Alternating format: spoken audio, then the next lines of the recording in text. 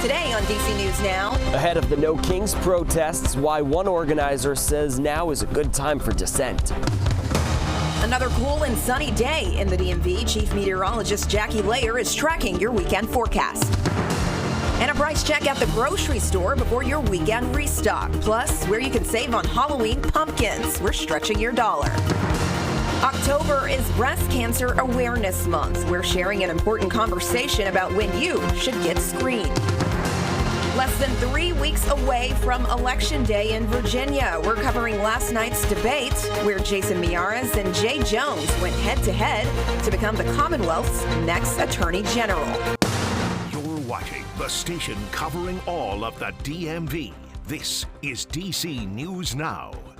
Good afternoon. Thank you for joining us for the news at noon on this Friday. I'm Shanika Grimshaw. Now let's begin with a live look outside.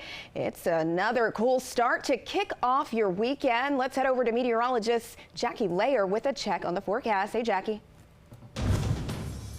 It was quite chilly out there earlier this morning, but thankfully temperatures are warming up under some mainly sun-filled skies, and we have less wind out there today compared to what we had to yesterday. We have high pressure with us, keeping us mainly clear and sun-filled. We have those beautiful blue skies yet again out there for your Friday afternoon plans, and even later on Friday evening, temperatures will still be more so on that cool side, just not quite as cold as what we had earlier this morning for any of those Friday night football games. So in terms of the afternoon, should be right around 60 by 1 p.m. We're talking about those lower 60s out there for 5 p.m. So right around your dinner plans, and we're still seeing those clear conditions. And then after sunset, temperatures will start to drop yet again with those clear conditions and calm winds as well. Temperatures falling back into those middle 50s by 9 p.m. As we look towards the weekend, temperatures will be warming up. So after ending out the work week with those temperatures in the middle 60s, we're back into those low to mid 70s for the weekend. Saturday, I'm still saying Saturday's the pick of the weekend.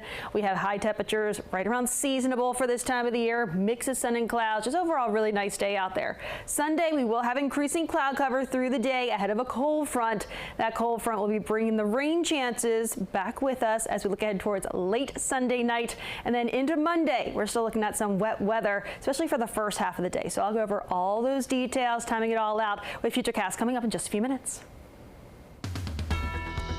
Thank you. Breaking now in Prince George's County, the man accused of killing a Maryland teacher in 2023 has been sentenced. Harold Landon III will serve life in prison without the possibility of parole.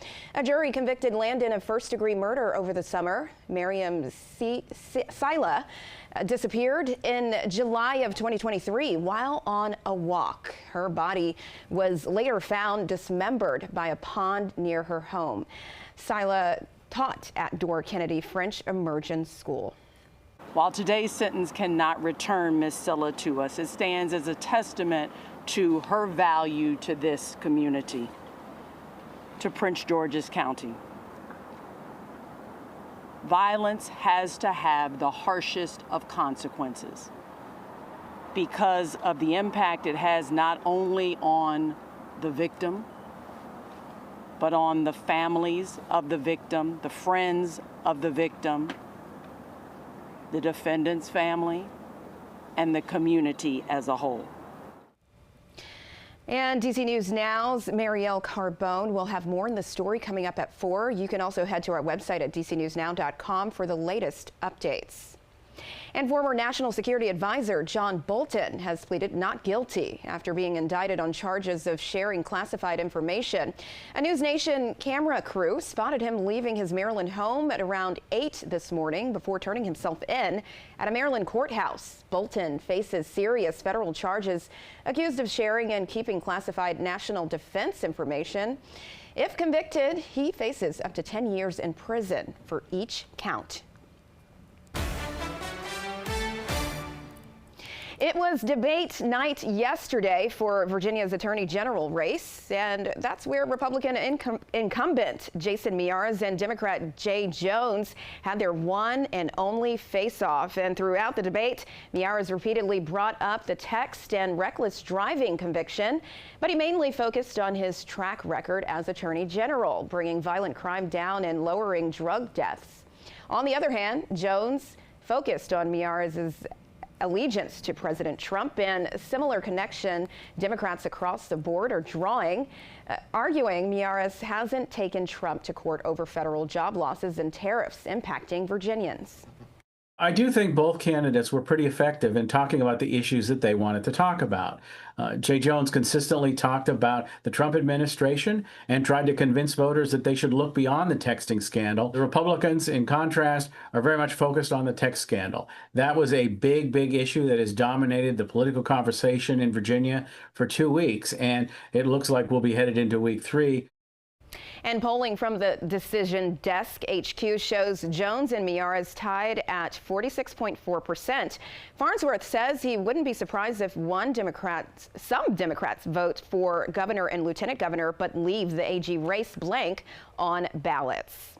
And another big race in Virginia is for governor. The Democratic nominee got a major endorsement, and that's from former President Barack Obama. He's throwing his support behind Abigail Spanberger. The 44th president putting out 2 ads highlighting Spanberger's congressional record on the economy, voting rights, and access to abortion care. President Obama calling the election one of the most important in the country this year. A new polling from our colleagues at The Hill shows Spanberger leading Republican Lieutenant Governor Winsome Earle-Sears by more than 5 percentage points. And the Earle-Sears campaign responding to the endorsement saying, quote, "This is a desperate play from a candidate who's run out of support, out of ideas, and out of time. Voters see through it, and that's why Winsome Earle-Sears is surging." And we should note, President Trump has yet to formally endorse Earle-Sears. And tomorrow in the district and across the country, we're expecting to see widespread protest and President Trump's actions. There could be around 2,000 No Kings protests nationwide.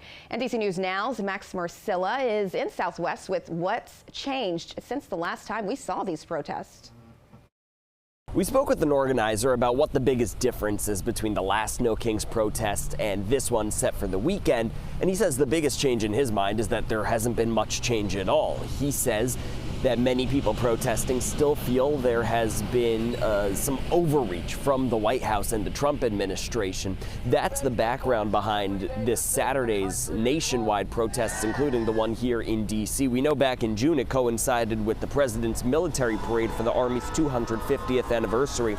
This time organizers say they planned it before the shutdown, but between the president's deployment of the National Guard to a handful of U.S. cities, including the district, and now layoffs happening during the shutdown, they view now as a useful time to spread their message of dissent. This is not what America is supposed to be about. It's not about the whims of one person or a couple of people who want to remake the entire country in their image. And the president is really not supposed to be the final say in terms of the government. As for lawmakers, we know those who participated last time were Democrats. Republicans are taking a different tactic. And now they're gearing up for their I Hate America rally this weekend. A rally where they'll cheer for chaos instead of country. So take note of what goes on at that rally. And these No Kings protests will be happening across the area, across the country too. We're talking about from Bowie to Silver Spring, here in the district, down to Fredericksburg and Arlington. Reporting in Southeast, I'm Max Marcilla. Back to you. All right, thank you, Max. And there's a new AP NORC poll showing Americans are placing blame across the board for the ongoing government shutdown. About 6 in 10 say former President Trump and congressional Republicans are largely responsible, while more than half point to Democrats in Congress. Overall, roughly 7 in 10 adults say both parties share at least some blame. And the poll also finds more Americans support extending Affordable Care Act's tax credit than opposing it, though many remain undecided. And when it comes to the shutdown itself, about half see it as a major problem, with Democrats more likely than Republicans to view it as urgent. And this government shutdown is set to stretch into week 4. And while lawmakers can't find a compromise, many in the DMV have been finding ways to support federal workers, including a church in Maryland. DC News Now's Tim Reed shows us how Ebenezer AME in Fort Washington is making sure families can still have food on the table. This afternoon, I spoke to many government workers on furlough here at this church in Fort Washington, Maryland. 300 grocery gift cards were handed out to help, and everyone who came is thankful.